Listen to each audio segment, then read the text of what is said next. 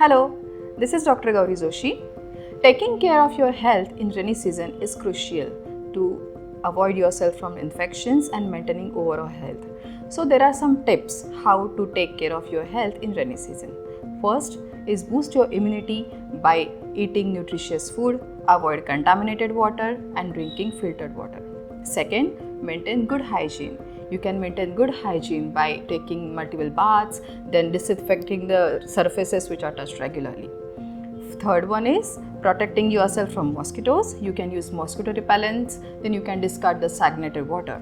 Fourth one, stay warm and avoid getting wet in the rain. Stay healthy in this rainy season. For further queries, do contact Dr. Sabra Hatni. Thank you.